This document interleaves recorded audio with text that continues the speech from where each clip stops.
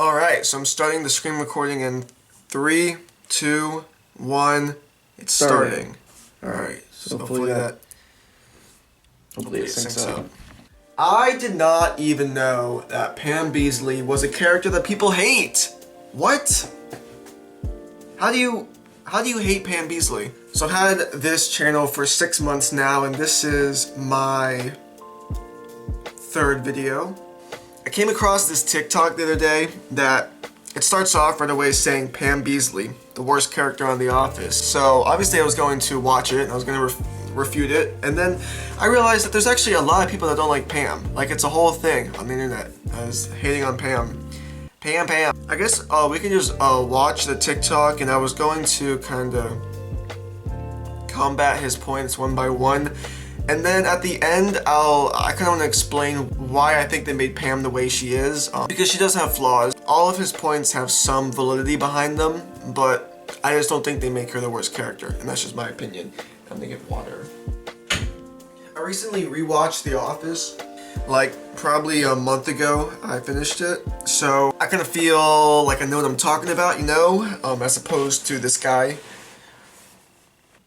So I guess we'll just jump into it, start playing it. You guys are about to find out why Pam on The Office is actually the worst character in the entire show.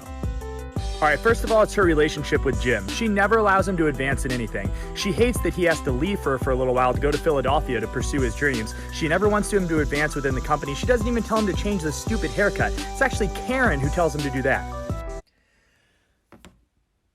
So I don't know, I thought the Jim and Pam dynamic was really sweet. I mean, I love their relationship. I feel kind of everyone loves their relationship, right? Who doesn't like Jim and Pam?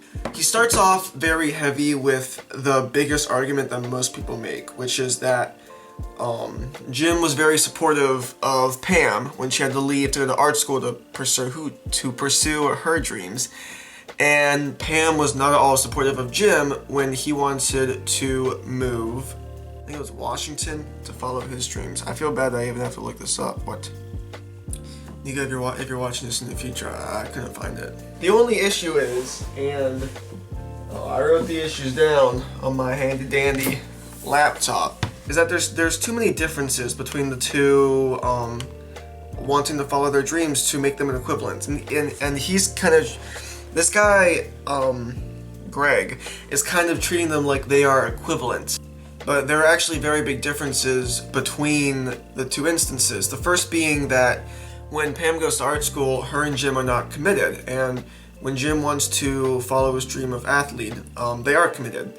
Meaning when she goes to art school, they are just dating, and she's kind of a free woman, she can do what she wants. And then when athlete comes around, they have kids, and they're also married. And so I kind of think it's reasonable for Pam to not want to up and move all of a sudden when she has a family here in Scranton, right? When she is now married, you know? Someone going off on a business venture can always cause a dent in their marriage, and you don't want that. And when it's her going to art school, they weren't married yet, so there wasn't really that much of a risk. Secondly is that Pam was only going to get her degree, and then she'd be back, right? Like, she was coming back. And she failed this one class that she didn't really like. And she actually, instead of taking it again, decided to come back anyways to see Jim. While Jim, on the other hand, if he wanted to follow this dream, he'd have to stay there forever, you know?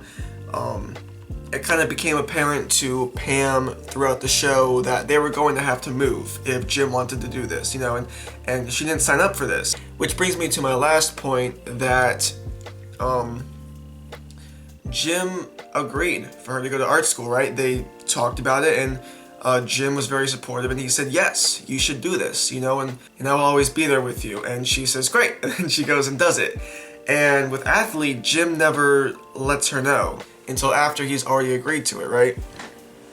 There's the one scene where he kind of realizes that he wants to do bigger things, you know, he doesn't want to be in Scranton his whole life, so he just picks up the phone and makes this decision on his own, which would normally be okay, but you know, now that he is committed to Pam and has a wife and kids, that's something that they should talk about first. So that's what I'm just trying to say. There's not an equivalence there, you know. I think Pam not wanting to up and move is justified. You know, there's reasons to be worried about that type of thing. It's okay to not want to take a huge risk, right? But my biggest thing is that she eventually does take that risk, right? The very last episode, I think, she says, yes, let's do it. And she actually sells the house on her own, and does this big romantic gesture, says, let's move to Austin, Texas. And it took her an extra year, but she kind of had that understanding that, you know, but they can't spend their whole life in Scranton. If Jim wants to do big things, then she should let him do that. So that's my biggest thing. Like, she eventually let him. So what's the big issue, right? The points he made, she was happy with him being the boss of the branch. When him and Michael were bosses, she was happy with that. She liked that. So I don't know why she says she never wants him to pursue in the company, because he also takes a job for, well, he doesn't take a job. He applies for a job at corporate. Pam, although she would like Jim to be in her life, she understands that it's Jim's life. And she even says to the cameras that Jim will get the job and that she knows he'll get it. He doesn't, though. But it's clear that she would always support him no matter what. And the thing about the haircut is, why is she obligated to tell him to change the haircut? Like, maybe she likes it. I don't know. Not telling someone to change a haircut is why they are the worst character in The Office. Alright. And next reason is just because she's a terrible person. She cheats on Roy with Jim after stringing Jim along for God knows how long. The second Jim can't give her attention, she goes and starts talking to the boom operator. She blackmails the company into giving her a job that doesn't exist. Then when her parents get divorced, she blames Jim. The last reason is... Alright, so we kind of made 4 individual points there, and not cheating on Roy with Jim, we'll actually get back to that in the end. I think that is the most valid argument people have, is that she kind of friend-zoned him for a long time when she clearly had feelings, and then cheated on Roy, and then, like, for what? Just to get back with Jim. So I will address that, but it's the most valid argument he has, so I'm going to save it for last, okay? I'm going to go over the arguments that I think are easily refuted right now. Alright, so, about talking to the cameraman, I never actually got the feeling that she liked the cameraman in any way. I feel even when her and Jim were going through a hard time, if she had a problem, she would confide in Jim, right? The only reason she confided in anyone besides her husband, which was the cameraman, was because it was about her husband, you know, the person she loves. It wasn't like it was this issue that didn't have to do with Jim that she was just going to talk to another guy about. She was talking to a guy about Jim. Like, she clearly wanted to stay with Jim, you know. 2, she's allowed to have guy friends. 3, the cameraman was just protecting her. Which is why they became friends, which is a good thing. 4, the minute the camera guy, I forget his name, did anything she didn't like, she kind of dropped him, and she kind of didn't speak to him again. Yeah, so I kind of feel like that's wasn't really an issue. About her stealing the job, look, no one at the office was doing the job, right? Someone had to do it, and Pam did a good job of it, you know, she restocked those pens. I guess my point would be, how did Kevin get his job? You know, obviously he's not a very good accountant. Michael hired his nephew. He can't do that, right? And Creed admits that he doesn't even know what he does in the office. He doesn't even know what his job is. So why aren't these valid points? Why are we only coming at Pam for her job, right? I'm about to run out of battery, are you kidding me? This is so dumb. And lastly, about blaming Jim for her parents getting divorced, it was reasonable for her to think that because they kind of made the decision right after Jim's call with Pam's dad.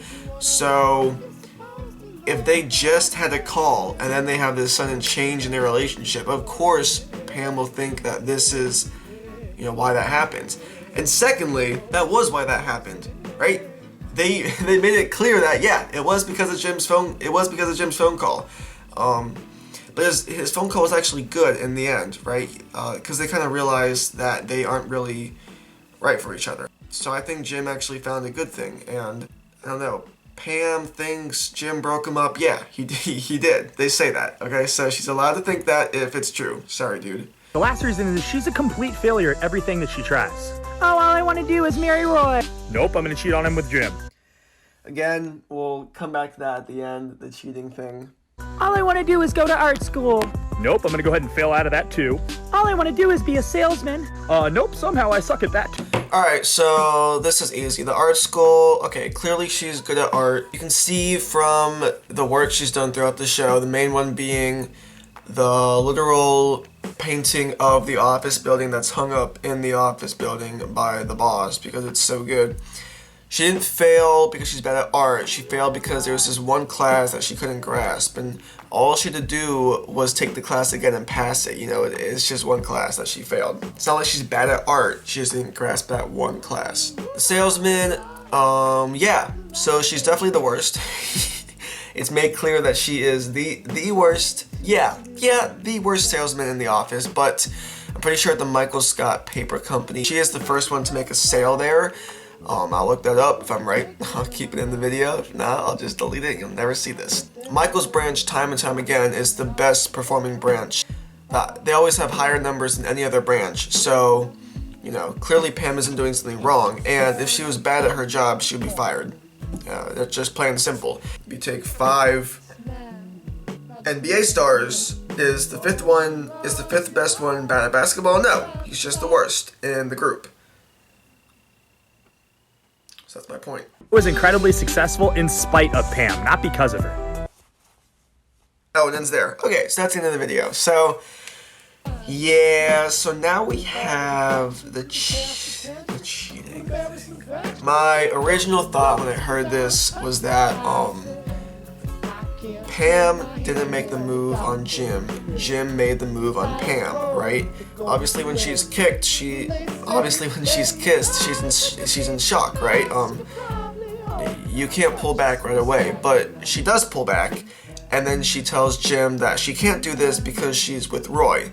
So when I first got that point, I was like, oh, well, she didn't cheat on Jim. You know, what is this talking about? But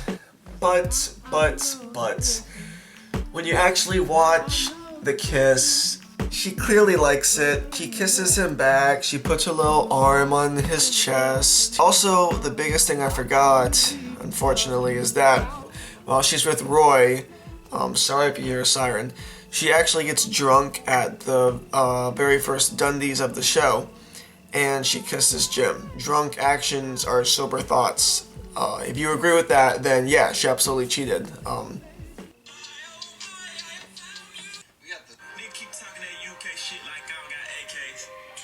Thing about a comedy is just a drama with jokes sprinkled in, right?